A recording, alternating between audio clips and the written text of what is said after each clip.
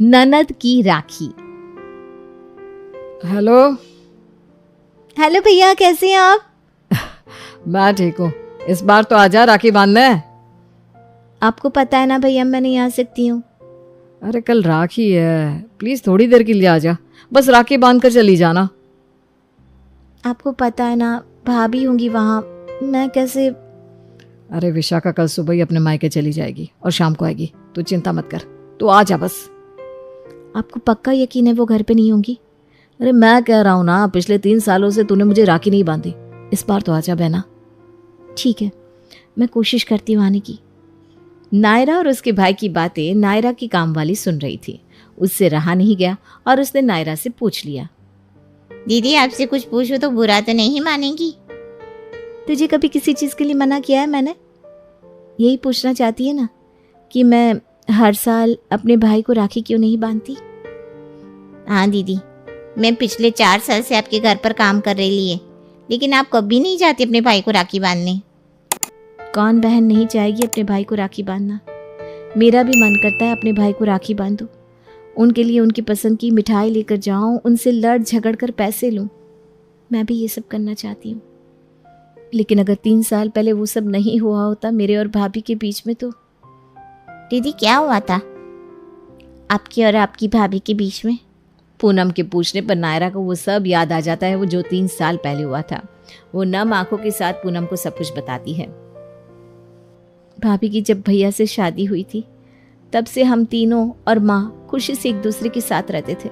मैं बहुत खुश थी कि मुझे सहेली जैसी भाभी मिली है, और विशाखा भाभी भी मुझे अपनी छोटी बहन की तरह ही रखती थी। क्या हुआ, यूं ऐसे मुंह क्यों लटका हुआ है? कुछ नहीं, हमारे कॉलेज में फंक्शन होने वाला है और मुझे साड़ी पहन कर जाना है। जो सबसे अच्छी साड़ी पहनेगा उसे पहला इनाम मिलने वाला है। फिर तो तू रहने ही दे, ना तुझे साड़ी पहननी आती है, ना तेरे पास इतनी कोई अच्छी साड़ी होगी, है ना? आप हंस रहे हैं? माँ देखिए ना भैया कैसे मेरा मजाक उड़ा रहे हैं। अरे क्यों परेशान कर रहा है इसे, करा चुप कर जा। हाँ जी, क्यों परेशान कर रहे हैं आप इसे? मेरे होते हुए मेरी नायरा हार ही नहीं सकती। नायरा, तुम मेरी साड़ी पहन कर जाना। नीनी भाभी, वो आपकी शादी की इतनी कीमती और महंगी साड़ी हैं, मैं कैसे पहन सकती हूँ? अरे तो क्या हुआ, तुम भी मेरी कितनी कीमती ननद हो। अगर मेरी छोटी बहन मांगती तो क्या मैं मना करती? तुम वही पहन कर जाना, ठीक है? और तुम चिंता मत करो, मैं तुम्हें तैयार कर दूंगी। सच भाभी? हाँ क्यों नहीं, मैं तुम्हें ऐसा तैयार करूंगी कि तुम ही जीतोगी। हम सब एक साथ बहुत खुश थे। विशाखा भाभी के आने से हमारा परिवार पूरा हो गया था, लेकिन फिर माँ और भाभी के बीच में हल्की हल्की तकरार होना शुरू हो गया। वो दोनों कभी कभी छोटी छोटी बातों पर लड़ना शुरू कर देते थे। मैंने कहा था कि दूध को ढक कर रखो, देखो अब कर दिया ना नुकसान, पूरा का पूरा दूध फट गया। लेकिन माँ जी, आप मुझे सुना रही हैं, इसमें मेरी क्या गलती है? दूध गर्म था तभी तो मैंने उसे बाहर रखा था। हाँ लेकिन तुम्हें ध्यान तो रखना चाहिए ना कि दूध को अच्छे से ठंडा होने के बाद फ्रिज में भी रख दो। माँ जी, इस बात का ध्यान आप भी तो रख सकती थी, आप भी तो यही थी ना। बस तुमसे बहस कर लो, काम तो तुमसे कुछ होता नहीं। आपके साथ भी यही बात है ना, आपसे कहाँ काम होता है? देखा तो करण कैसे जवाब दे रही है मुझे ये। माँ रहने दो ना, भाभी की गलती नहीं है। अब दूध फट गया तो फट गया, मैं पनीर बना दूंगी, कोई बात नहीं। आप दोनों मत लड़िए प्लीज। हाँ माँ, क्यों आप दोनों छोटी छोटी बातों पर लड़ती रहती है? अब तो नायरा की भी शादी होने वाली है, आप दोनों के बीच वो नहीं आएगी सुलह करवाने।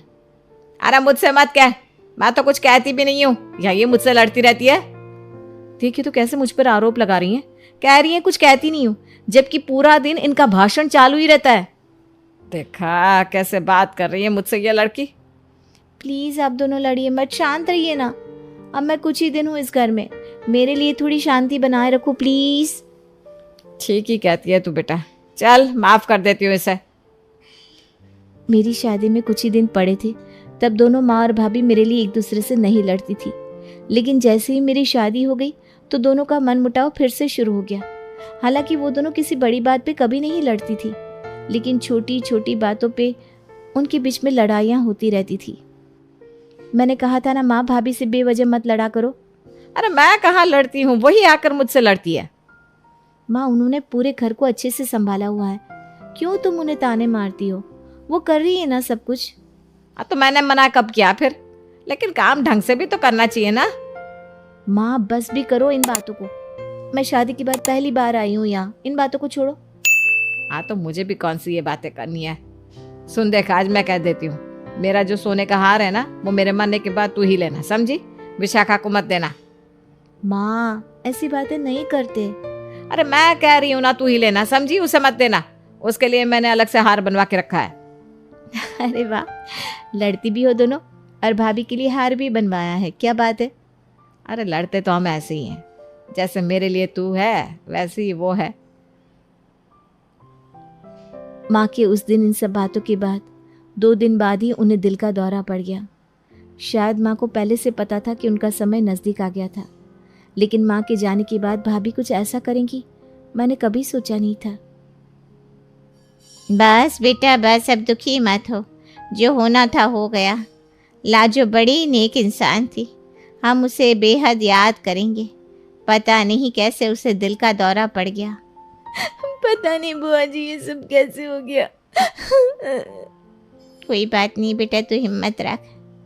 अच्छा वो विशाखा बहू जो लाजो का हार लेकर घूम रही है, ये सब मैं ही लूँगी। हाँ अभी तो हम लाजो का शौक मना रहे हैं, लेकिन उसे क्या पड़ी है, हैं? बहू इस घर का हार थोड़ी ना ले सकती है। चल तू अपना ध्यान रख, मैं चलती हूँ। जो हार मुझे माँ ने दिया था विशाखा भाभी खुद वो लेकर बैठ गई थी।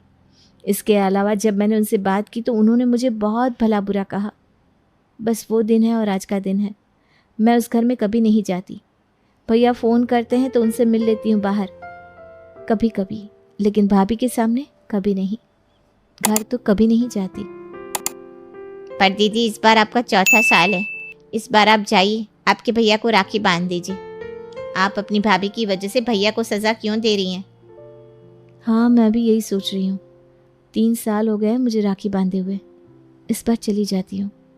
वैसे भी कल भाभी अपने मायके में होंगी। नायरा इस बार अपने भाई को राखी बांधने अपने मायके आ जाती है और अपने भाई को देखकर काफी भावुक हो जाती है। लेकिन उसे क्या पता था कि उन दोनों ने अभी राखी बांधी भी नहीं होगी कि विशाखा वापस आ जाएगी। नायरा तुम यहाँ क्या कर रही हो? विशाखा तुम इतनी जल्दी कैसे आ गई?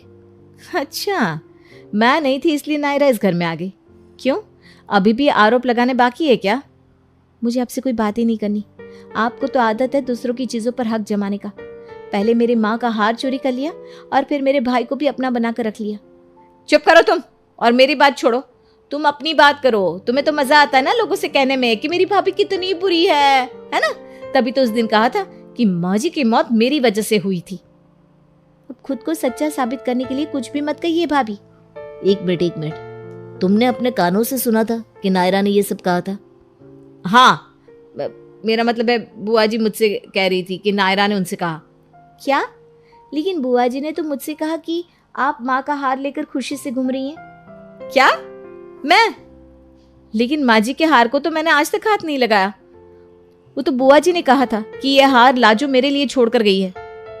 अब समझ में आया।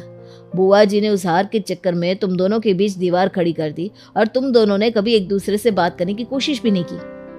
हे भगवान, मुझे पहले ही समझ जाना चाहिए था कि बुआ जी इतना मीठा क्यों बोल रही थी।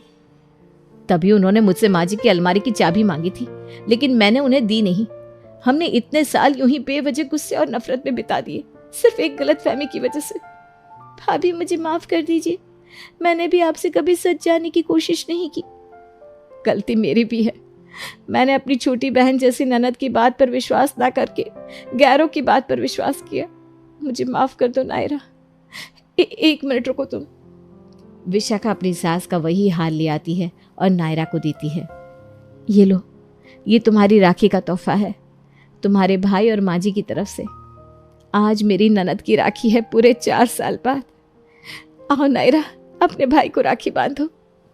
भाभी, अगर रिश्तों को निभाना है तो अपने रिश्तों पर विश्वास करें। गैरों की बातों में आकर अपने परिवार को ना तोड़ें।